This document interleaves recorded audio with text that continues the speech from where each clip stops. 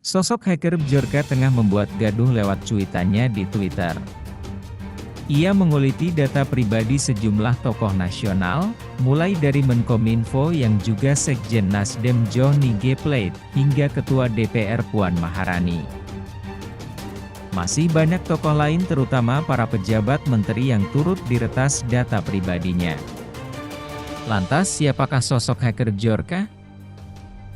Dalam salah satu cuitannya pada Minggu, 11 September 2022, sebagaimana dikutip suara.com, hacker Bjorka mengaku punya teman baik di Indonesia.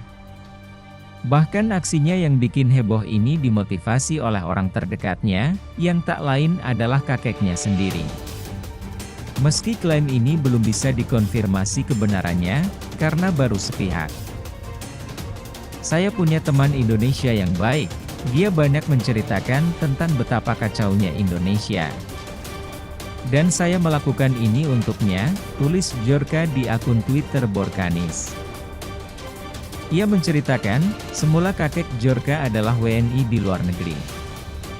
Namun karena kebijakan di tahun 1965, ia kehilangan statusnya sebagai WNI. Hacker Bjorka mengakui bahwa tindakan mengejutkannya itu karena mendiang kakeknya. Sang kakek pun telah meninggal setahun yang lalu.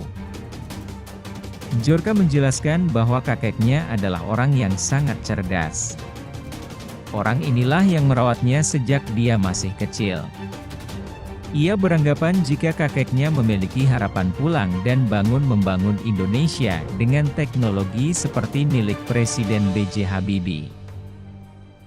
Namun sang kakek Bjorka ini tidak bisa lagi menjadi WNI hingga akhir hayatnya. Bjorka juga menyarankan agar pemerintah dan semua orang tidak mencari tahu siapa kakeknya, karena itu akan sia-sia. Ya, jangan coba-coba melacak dia, kakek, dari Kemenlu, Kementerian Luar Negeri, karena Anda tidak akan menemukan apa-apa, ungkap Bjorka. Motif terselubung Bjorka muncul hingga menghebohkan jagat maya, tak lain hanya karena ingin wujudkan mimpi sang kakek yang telah tiada. Dan ini menunjukkan betapa mudahnya Bjorka mengakses data yang dikelola oleh pemerintah Indonesia. Bjorka memberi saran bahwa pemimpin teknologi tidak boleh dipercayakan kepada politisi atau tentara, tetapi kepada seseorang yang ahli di bidangnya. Bjorka bahkan mengkritik orang-orang yang saat ini berada dalam kekuasaan pemerintah di Indonesia, termasuk mereka yang menguasai teknologi. Setelah banyak membuat heboh, sejumlah tokoh mulai menebak-nebak siapa sebenarnya sosok Bjorka. Salah satunya adalah pegiat media sosial Denny Siregar yang menduga, Bjorka adalah orang Indonesia. Sosok Denny Siregar pun tak luput dari sasaran hacker Bjorka. Sebelum akunnya ditangguhkan oleh Twitter, Bjorka menyebut bahwa Denny Siregar hidup dengan memakan uang pajak, namun memecah belah masyarakat Indonesia. Menanggapi tersebar data pribadinya, Denny Siregar lantas membalas sang hacker dengan sebuah cuitan sindiran lewat akun Twitter pribadinya densiregar7. Dalam cuitannya, Denny mengaku bingung mengetahui bahwa dirinya juga turut dipublis oleh Bjorka, apalagi mengingat bahwa Bjorka sempat diketahui sebagai seorang hacker yang bukan berasal dari Indonesia. Yang gua heran ngakunya hacker internasional. Tapi kok tahu Denny Siregar ya, cuit Denny. Tak sampai di situ, Denny sempat menduga pula bahwa sang hacker sebenarnya merupakan orang Indonesia, namun berpura-pura dan menutupi identitasnya. Ini apa gua yang terlalu terkenal sampai ke internasional, atau dianya yang orang lokal, cuit Denny curiga. Meski akunnya sudah ditangguhkan, namun hacker Bjorka masih menjadi perbincangan atau trending topik nomor 1 di Twitter Indonesia. Dari pantauan suara.com hingga Senin, 12 September 2022, pagi pukul 7.38 WIB, lebih dari 160.000 cuitan dengan nama Bjorka. Sebelumnya pada Minggu, 11 September 2022, pagi, nama Bjorka menjadi trending topik Twitter Indonesia nomor 1. Bjorka dicuitkan hingga lebih dari 97,8 ribu tweet. Kemudian topik perbincangan nomor 2 di Twitter yakni mendiang Munir Said Thalib. Adapun 53.000 lebih cuitan terkait Munir. Diketahui, Bjorka mengklaim telah berhasil meretas dan menemukan data di balik kasus pembunuhan Munir. Bahkan Bjorka menyinggung nama Ketua Umum Partai Berkarya, Muhdi Purwopranjono alias Muhdi PR sebagai tokoh di balik pembunuhan aktivis Munir Said Thalib. Hacker Bjorka turun tangan mencari data pribadi Muhdi PR berawal dari permintaan publik melalui Twitter. Untuk itu, Bjorka menyebarkan dokumen yang diduga dalam pembunuhan aktivis HAM Munir Said Thalib. Sang peretas Bjorka merespon keinginan warganet untuk mengungkap kasus tersebut, seperti dikutip dari Telegram, PH, Who Killed Munir, 0910. Saya akan memberi Anda nama jika Anda bertanya siapa yang berada di balik pembunuhan Munir. Dia adalah Muhdi Purwopranjono yang saat ini menjabat sebagai Ketua Umum Partai Berkarya, kata Bjorka, Minggu, 11 September 2022.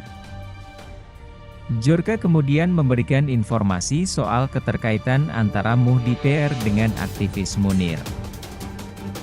Dalam unggahan yang viral di sosial media, Bjorka kemudian mengunggah foto dan informasi pribadi Muhdi PR. Dari informasi pribadi Muhdi PR yang diunggah disebutkan soal nomor ponsel pribadi, email hingga riwayat vaksin Ketua Umum Partai Berkarya tersebut.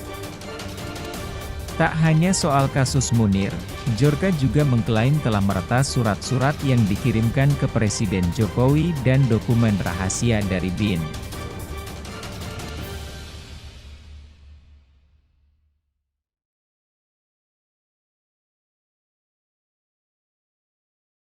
Menyadari bahwa negara hadir tentunya sesuai konstitusi kita. Pemerintah ini hadir untuk melindungi segenap rakyat kita, segenap tumpah darah kita, untuk memajukan kesejahteraan umum, mencerdaskan kehidupan bangsa dan ikut melaksanakan ketertiban dunia. Ini juga berlaku di ruang siber ya. Jadi sekarang kita sudah memiliki dunia nyata. Sekarang dengan kemajuan teknologi dan informasi memiliki ruang siber, di mana di ruang siber tentunya sama dengan dunia nyata ini. Ada di situ peluang kesejahteraan, kita tahu ekonomi kita, ekonomi digital kita luar biasa. Tapi di situ ada ancaman yang bisa menyerang kita. Sifat serangan di ruang siber itu ada dua, bersifat teknis. Bersifat teknis itu menyerang sistem elektronik itu sendiri, antara lain juga mencuri data dan sebagainya. Dan serangan yang bersifat sosial, yang diserang adalah manusianya. Manusia ini terdiri dari emosi, sikap, tingkah laku. Cara berpikirnya bisa berubah karena informasi yang disampaikan melalui ruang siber. Nah, tadi pertanyaan Mbak Nana kaitannya dengan berulang masalah kebocoran data ya. Apa yang sudah dilakukan BSSN, Pak? Iya, tentu kami sebelum muncul juga di ruang publik itu, kita memiliki pusat operasi keamanan siber, memonitor sebenarnya apa yang ada di dark web, ya, ada di deep web, kemudian apa yang ada di media sosial secara umum. Tentunya kita menyadari juga ya, tugas kami antara lain memvalidasi data ini benar atau tidak, karena kita ketahui deep web dan dark web itu, kalau saya analogkan ya, mungkin ini sama dengan pasar gelap lah ya. Di pasar gelap ada barang dijual atau ini ada data diperjualbelikan dan sebagainya, kita validasi dulu. Maka kami memang tidak bisa cepat-cepat untuk menjawab itu. Kita lihat data ini strukturnya kira-kira data siapa, kemudian kita juga konfirmasi kalau indikasinya itu ke salah satu misalnya stakeholder ya, kita validasi juga ke sana. Jadi ini memang pekerjaan yang kita lakukan, dan itu yang kita lakukan sampai saat ini dengan isu-isu informasi kebocoran data. Gitu Mbak.